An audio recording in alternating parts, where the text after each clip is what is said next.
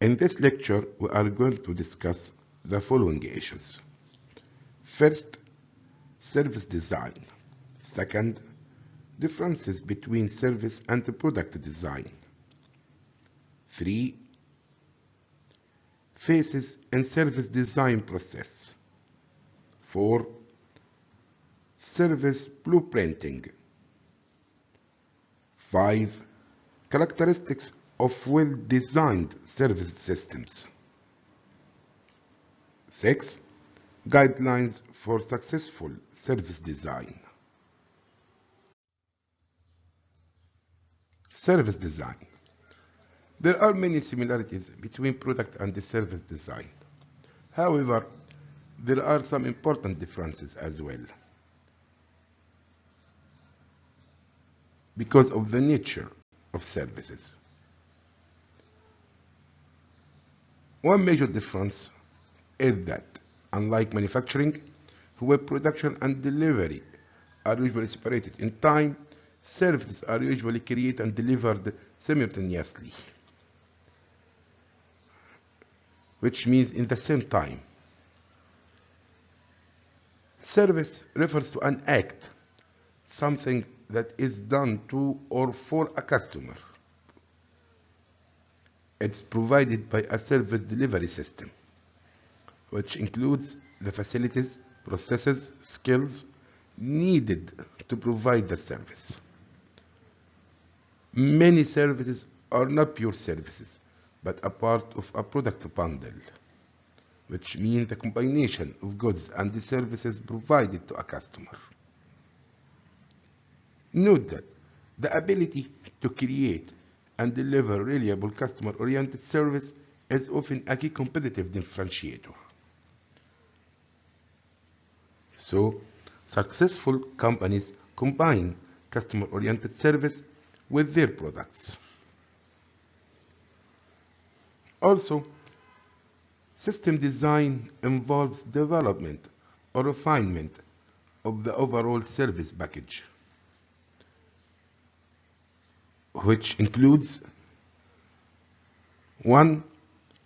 The physical resources needed. 2. Accompanying goods that are purchased or consumed by the customer or provided with the service. 3. Explicit services, which means cool features of a service. 4. Implicit services, which means extra features.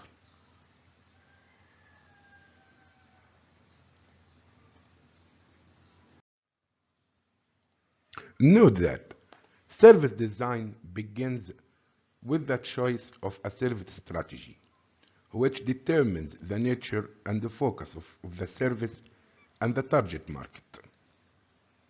This requires an assessment by top management of the potential market and profitability of a particular service, of course, and an assessment of the organization's ability to provide the service. Once decisions on the focus of the service and the target market have been made, the customer requirements and expectations of the target market must be determined. Note that two key issues in service design are the degree of variation in service requirements and the degree of customer contact and customer involvement in the delivery system. These have an impact on the degree to which service can be standardized or must be customized. The lower the degree of customer contact and service requirement variability, the more standardized the service can be. Service design with no contact and little or no processing variability is very much like product design.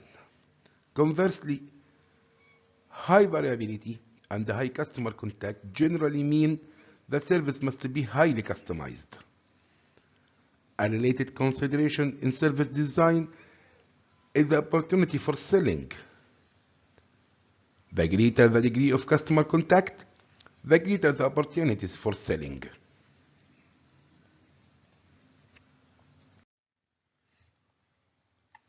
Differences between service design and product design. Service operations managers must contend with issues that may be insignificant for managers in a production setting. These include the following.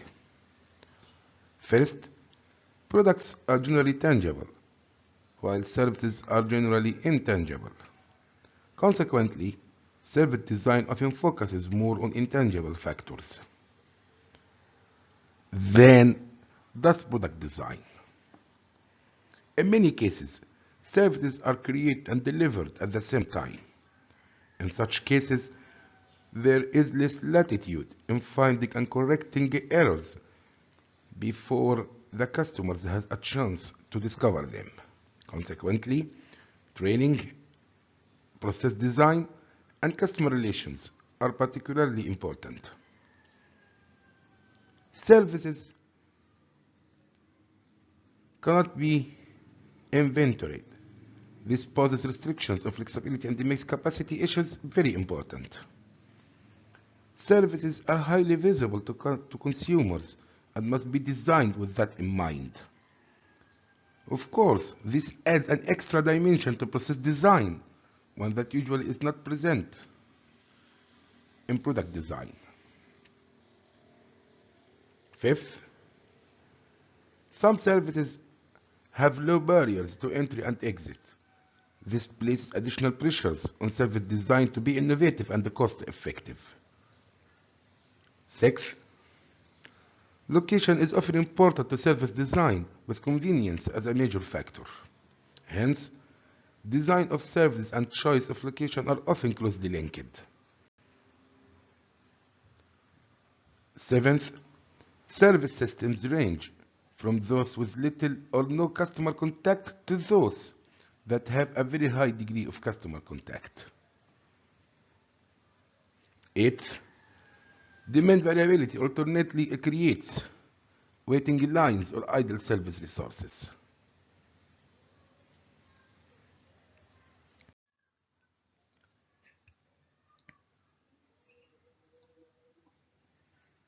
Phases in the service design process. In this topic, we have 5 main phases, which are: the first phase is conceptualize. And in this phase, we have idea generation and assessment of customer wants and needs and assessment of demand potential. The second phase is identify service package components needed. The third phase is determine performance specifications. The fourth phase is translate performance specifications into design specifications.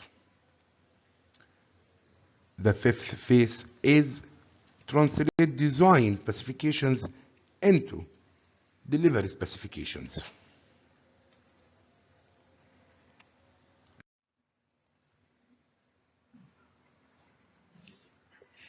Service blueprinting. A useful tool for conceptualizing a service delivery system is the service blueprint, which is a method for describing and analyzing a service process.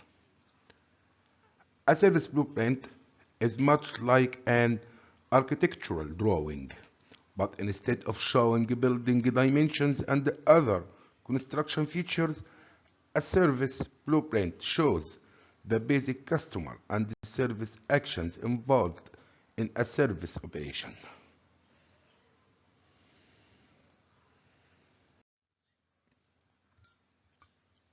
The figure illustrates a simple service blueprint for a restaurant.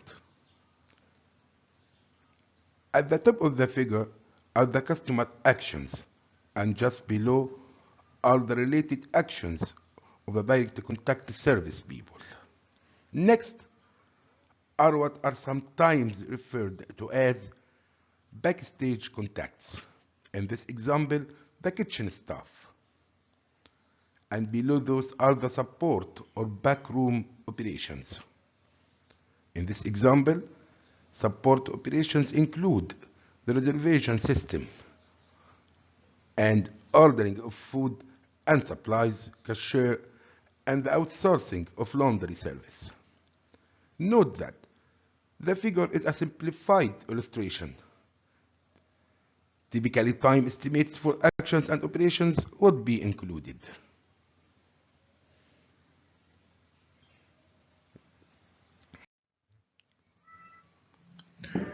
The major steps in service blueprinting are as follows. First, establish boundaries for the service and decide on the level of detail needed.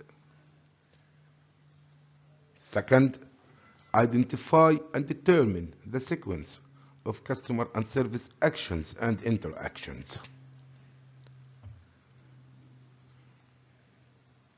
Third, develop time estimates for each phase of the process, as well as time variability.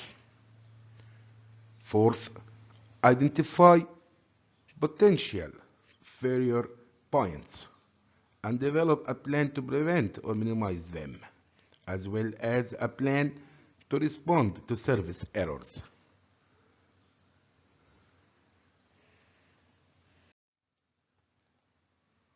Characteristics of well-designed service systems. There are a number of characteristics of well-designed service systems, and they can serve as guidelines in developing a service system. And they include the following. 1. Being consistent with the organization's mission. 2. Being user-friendly. 3. Being robust if variability is a factor. 4. Being easy to sustain. 5. Being cost-effective. 6. Having value that is obvious to customers. 7.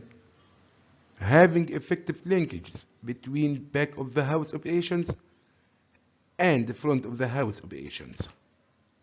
Note that front operations should focus on customer service, while back operations should focus on speed and efficiency. 8. Having a single unifying theme, such as convenience or speed. 9th, having design features and checks that will ensure the service that is reliable and of high quality.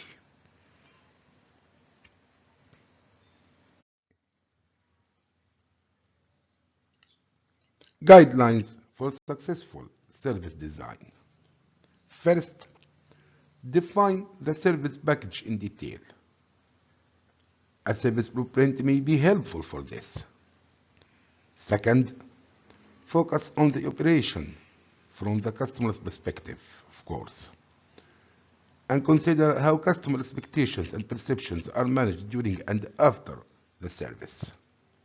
Third, consider the image that the service package will present both to customers and to prospective customers. Fourth, recognize that designers' familiarity with the system may give them a quite different perspective than that of the customer, and take steps to overcome this.